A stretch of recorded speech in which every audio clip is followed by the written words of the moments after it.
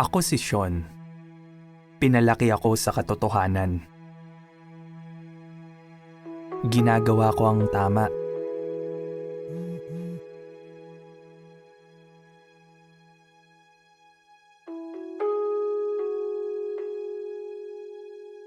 Pero may mga ginagawa rin akong mali.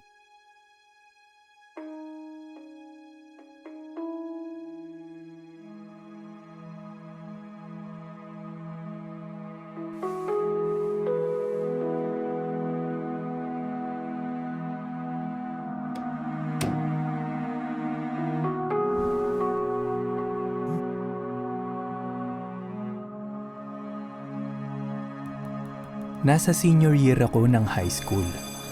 Okay naman ang lahat. Hanggang sa makita ko siya. Bago lang siya sa school.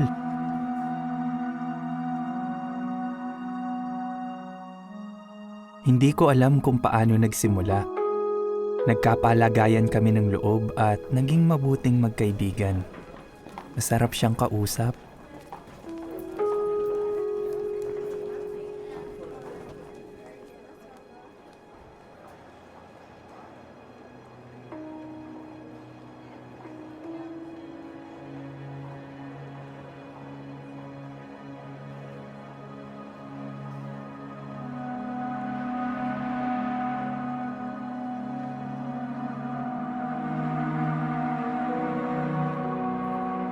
Di ko namamalayan, lagi na kaming nagte-text.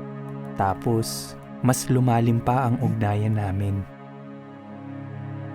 Ang totoo nang naging pisikal ang ugnayan namin, akala ko makokontrol ko to. Pero mas lalo lang lumala.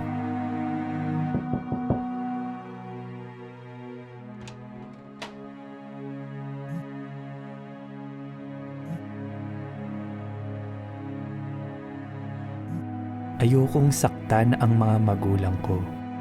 Kaya nagsinungaling ako sa kanila. At nagsinungaling na rin ako sa sarili ko. Naisip ko na kapag dadalo ko sa mga pulong at gagampanan ko ang mga bahagi ko, magiging okay naman. Pero hindi talaga.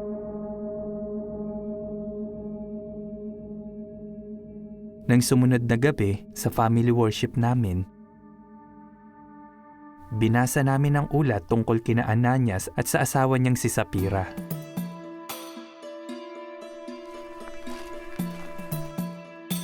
Nang naglaan ng pantanging pondo para sa mga nangangailangan ng mga Kristiyano, ibinenta ni Ananias ang bukid niya.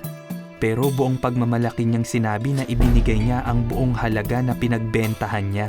Pero lihim niyang ipinagkait ang bahagi ng halaga para sa kapakanan niya.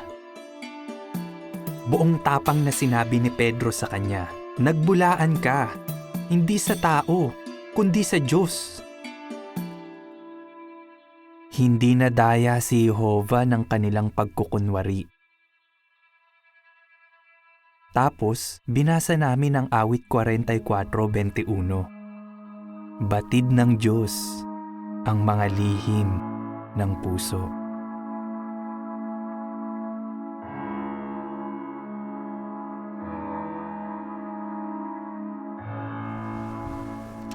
Dahil sa pagbabasa ng ulat na ito ni na Ananias at Sapphira,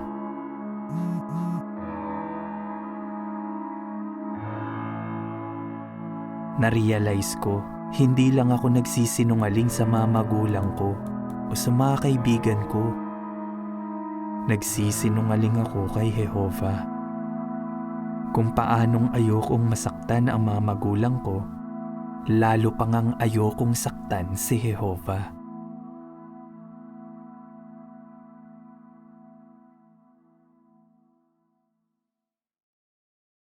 Taimtim akong nanalangin ng gabing yun. Sinabi ko ang lahat sa kanya.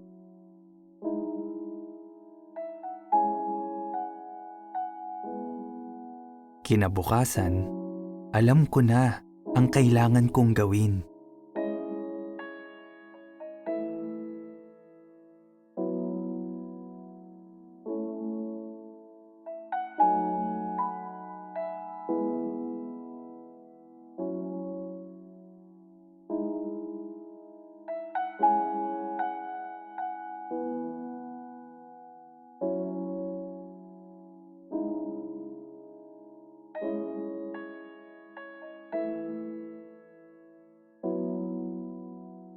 Hindi ito madali, pero napaka-supportive ng mga magulang ko. At tinulungan din ako ng mga elder.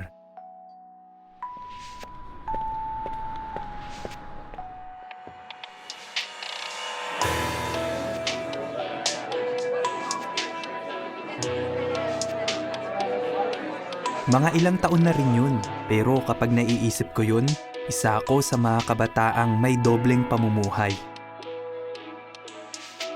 Pero dahil sa tulong ni Jehovah, the best na ang buhay ko ngayon.